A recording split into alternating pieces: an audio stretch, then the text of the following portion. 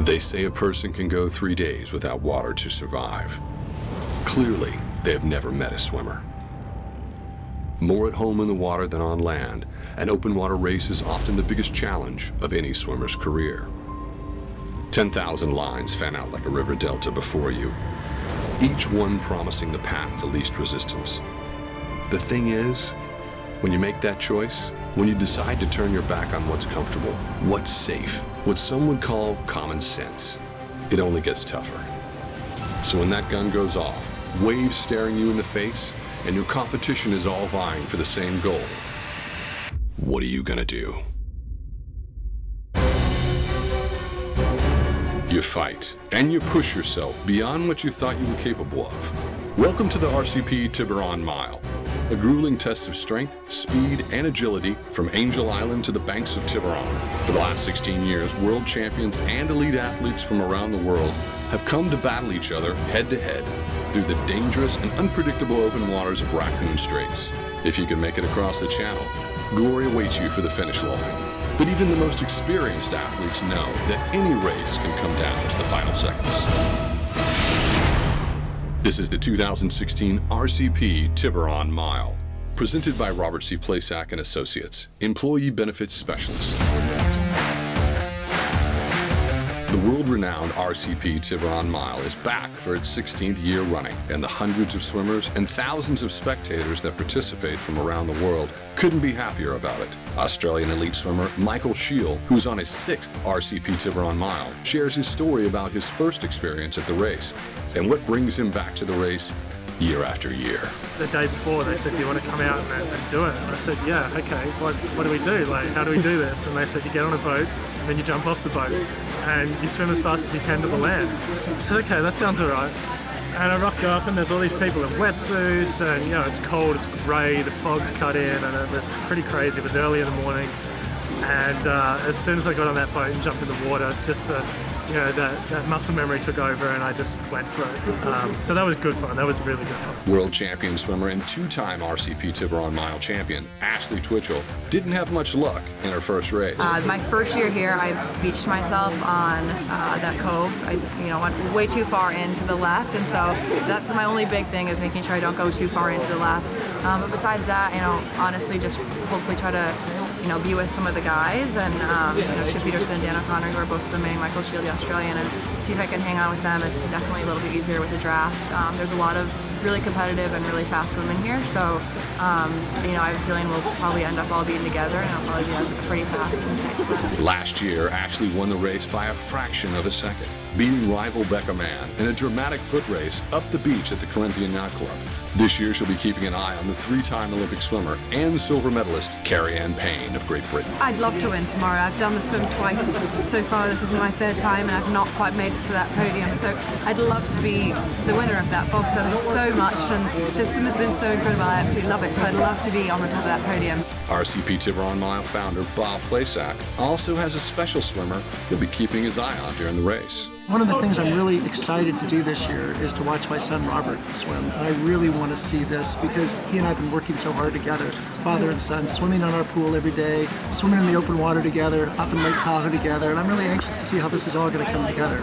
So it brings a tear to my eye. I'm excited. Bob's son, Robert Plasak, shares his thoughts on his first competitive open water swim. Swimming in the pool is a lot easier because you're not always going, "Oh no, is there something under me?"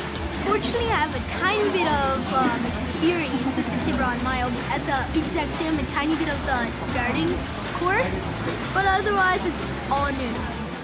Up next, swimmers and participants pay tribute to the heroes of September 11th, and the racers prepare to battle each other in the mile-long stretch of Raccoon Straits. This is the 2016 RCP Tiburon Mile, presented by Robert C. Plasak and Associates, Employee Benefit Specialists. It's race day, and the swimmers are especially excited given the circumstances of last year. Last year we had the race and we had a challenge because of the tides, and we had to cancel it for the amateurs. We were only allowed to have professionals race. There was a high-speed current moving rapidly toward the Golden Gate Bridge, and it was found to be too dangerous for all the swim groups, except for the elite swimmers. So this year, we try to choose the best date, which we always do. And last year was a good date and good tide also, but the conditions were unusual. We chose 9/11, and a lot of times people shy away from that date because it's brings this negative impact and negative emotions, and people really dig down deep. And I wanted to turn that into something very positive. So I wanted to take that day back and really make it a positive inspiration, have the community and people come together and recognize the first responders. Can I have everyone's attention drawn to the Angel Island Ferry? Good morning, everyone. I'd like to welcome you to the 16th RCP Tiburon Mile. Today, as you know, marks the 15th anniversary of 9/11. And on such a sad day in our country's history, I'm reminded of how important it is to continue to build and strengthen our communities. To have that foundation where people can come together for support, to lean on, and to work and to grow with. I remember everything that happened on 9/11 when it happened. I remember where I was, what I was doing, everything about that day. And for the past 6 years, I've had the honor of representing the United States all over the world.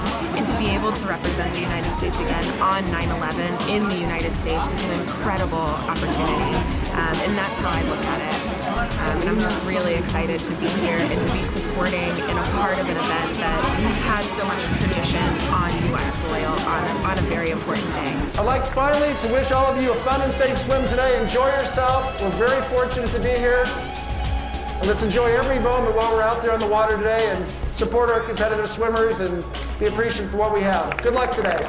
On that note, the athletes will say goodbye to their friends and families who will be eagerly cheering them on from Sam's Anchor Cafe and the Corinthian Yacht Club.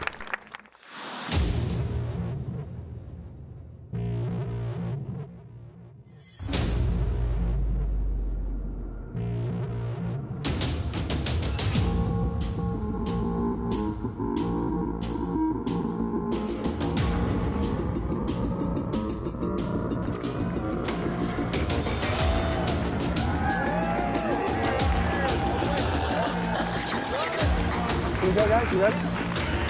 3 seconds.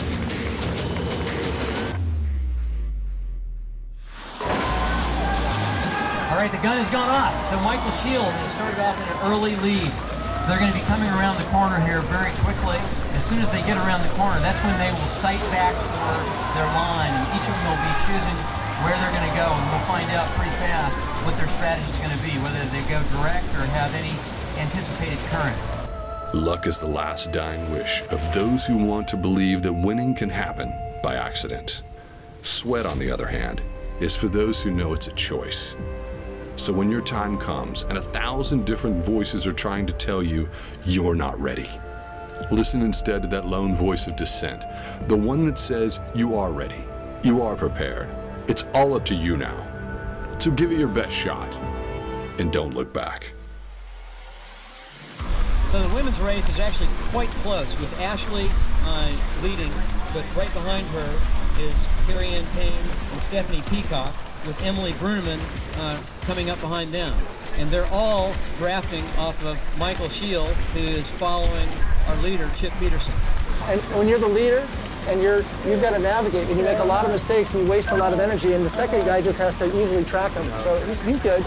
So on the men's side, Chip Peterson is continuing a straight line back, but Michael Sheil has chosen a slightly different line. He is heading back a little bit towards shore and has caught up a little bit, but it's kind of a two-man race on the men's side, and the women are more tightly grouped. This is a great women's race, by the way. It's a great men's race so far. Michael just needs to kind of step up a little bit. But Chip's using a lot of energy early on here. He's going after it. He's trying to separate himself. Up next, the competition heats up among the female swimmers and 2 racers go head-to-head coming into the harbor. Who has what it takes to finish first? Find out next. This is the 2016 RCP Tiburon Mile, presented by Robert C. Plasak and Associates Employee Benefit Specialists. With the 2016 RCP Tiburon Mile well underway, swimmers have begun to establish their positions for the mile-long race. So the race is getting more interesting right now. They're all over the place. Chip looks like he is heading on a completely different line now, heading more towards the Golden Gate Bridge. Michael Sheil is now diverging even more and heading back towards shore. Yeah, it really is. I'll give you some insight here. So there's about 100 meters separation laterally between Chip and Michael, all right? And the three women are about 25 meters behind them, okay? And they're all kind of on a lateral course as well. They're all pretty even. It really comes down to who's picked the best angle. Who's going to choose the best angle right now? And anything could happen. We don't know what the best angle is, so there's high risk, high reward. And the girls have decided that they should separate themselves a little bit here, that they would rather not have someone drafting off of them, and that they think that they know the course better than the next person there. The big advantage is going to be whoever did the test swim is probably going to have more inside information. And all three of those gals did the test swim. Yesterday we did the test swim that we usually do, and it was really cold jumping in. That kind of like take your breath away, hyperventilating, almost so cold it burns feeling. I mean, the middle where some of those shock waves that were almost like peaking, it seemed like that was turning up some of the water that was down lower and definitely bringing up some colder water from below. Even though the currents aren't as bad as last year, this year's challenge is chop and cold water. Athletes who aren't used to swimming in these conditions have two options for acclimating to the water, and Bob Plasak shares his thoughts on which method works best. I think it's a big mistake to try to get acclimated to the water ahead of time because it saps all of your warmth. And a lot of people came in really shivering and shaking. The goal, I think, and I told my son, who did a pretty good job being like 3% body fat, is he stayed warm in all of his clothes until about 3 minutes before the race, and then he shed his clothes. That way he kept all that core body warmth. And we've got a whole safety crew of people out there making sure that they can manage this process because we prepare for the worst and hope for the best. Right now the currents are playing a bigger role than we expected. Ashley seems to be in the lead, Carrie-Ann Payne right behind her, Emily Bruneman still in third, Katie Campbell followed by Stephanie Peacock, and then Lauren Boyle, who's here from New Zealand. By far the best swimmer from New Zealand. She's got 8 medals from 5K and 10K. Incredible swimmer out of New Zealand. So Ashley Twichell is way out there. Carrie-Ann Payne is right here closest to us. And Emily Bruneman is in the yellow cap over there. So yellow on the top, that's Emily Bruneman. We've got Carrie-Ann Payne right there, the Olympic silver medalist. And Ashley Twichell is way up on top over there. She's probably about 100 meters away from them laterally. So Ashley's chosen, by the way, the two people on top, Ashley and Chip Peterson, are 2 past champions of this race, so they have a lot of experience, and they think it's better to have a higher position up there, and they don't think the ebb is going to be as strong.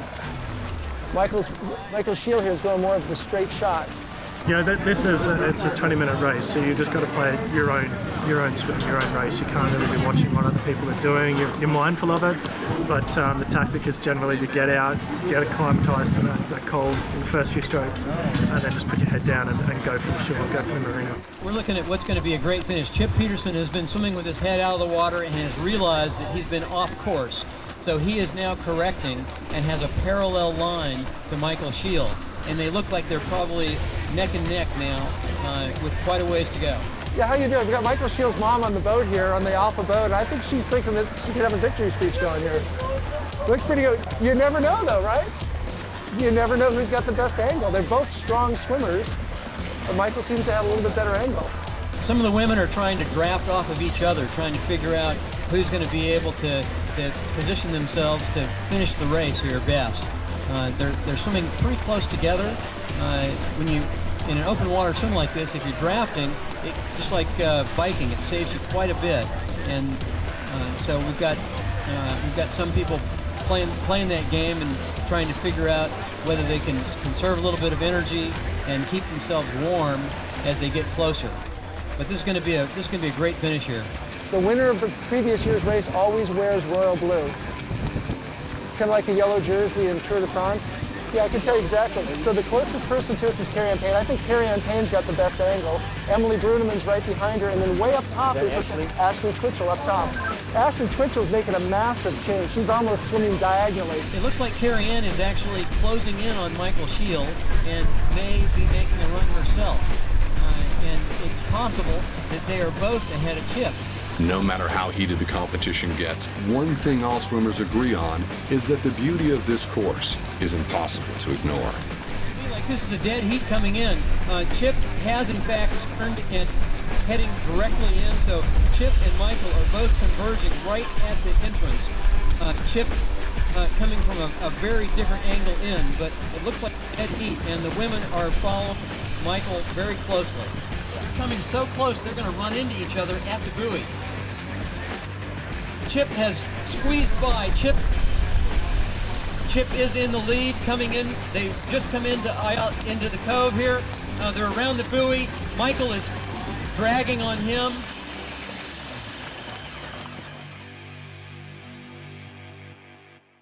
Up next, the exciting finale of the 2016 RCP Tiburon Mile, and exclusive interviews with our 2 race champions.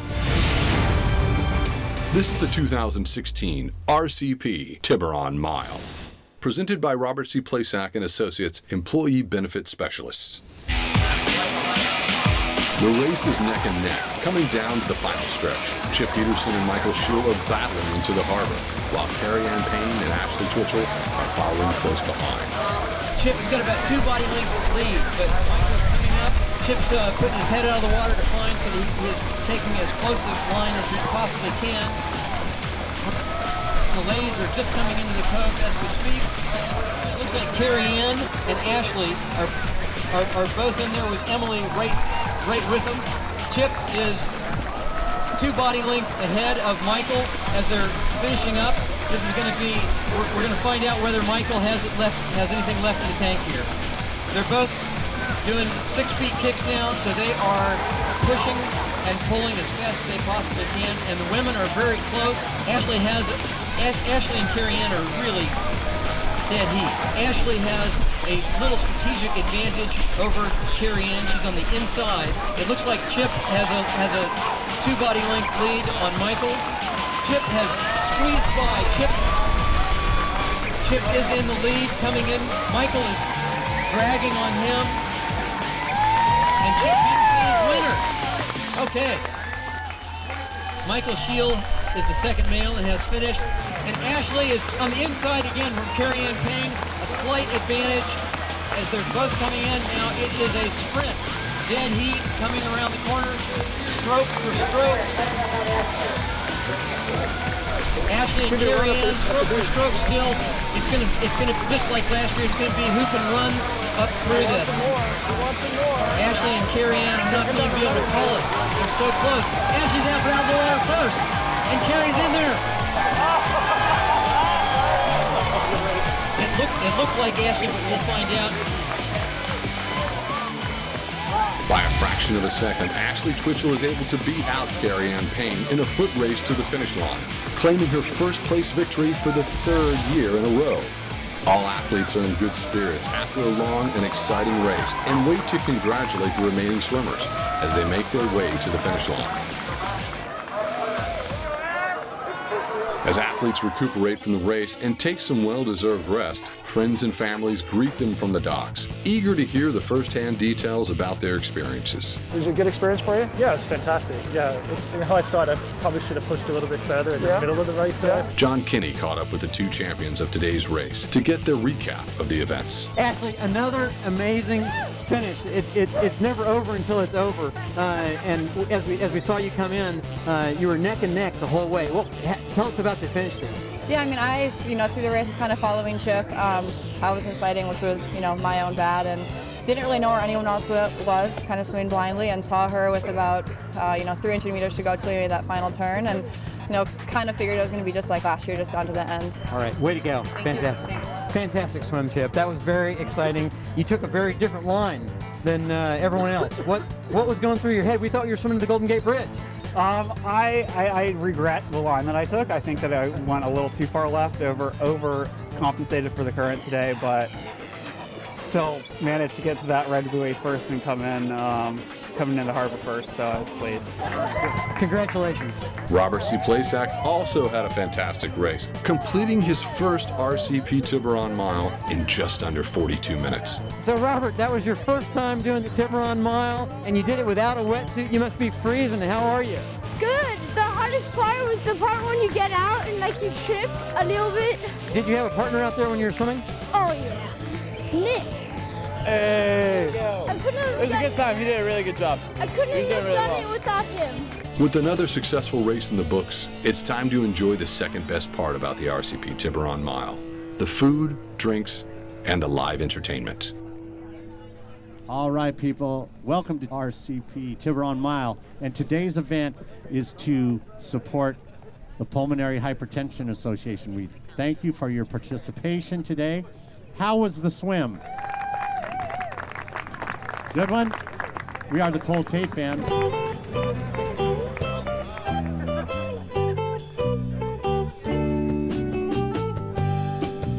We hope to see you at the next RCP Tiburon Mile. For more information, please visit our website, www.rcptiburonmile.com. Hello everybody, my name is Robert my name is Robert James Plasak, and I just want to say, did everybody here have a great time or what? Yeah! Woo! Well, I sure did. I had a great time swimming today. And here's my dad. Thank you. Thank you, Robert. I just want to thank everyone for being here and sharing this moment with us and sharing the dream and making the dream yourself. It was a challenging day today for a lot of you and a lot of us, but I think from challenges come great opportunities for growth and a great story to tell. And I think you all have a great story to tell after this race today. It's 9/11, and it commemorated something that was very difficult in our nation's history, and I think we brought something very positive to the day. People coming together as a community and swimmers coming together and bonding, and I think that's what made this race different than other races in the past for me. And that's what I saw from the other perspective. People getting together. I would say one of the best ones, Bob. That bond that you have takes you to the next year and the next year after that, and it makes me feel good in my sport that I'm still connected to the sport and to the great athletes, and that there'll be other great athletes coming along, and I get to be able to give back to the sport that I love so much. And I've often said, when you love the sport, it loves you back, and swimming has really been something very special to me in my life. Since 1999, the RCP Tiburon Mile has raised over $1.4 million for charities, including the Special Olympics, Hospice by the Bay, and Pulmonary Hypertension Association. We talk about how people can give back to the community and can give to charity, and we're able to do that within our organization because everyone in our organization gives back to the community by volunteering for this particular race. And it's something that's really homespun, that we feel good about, and we can see the results of it every day. So between me and Rob and Schaefer, we try to inspire that notion of giving back to the community. I think that's really important.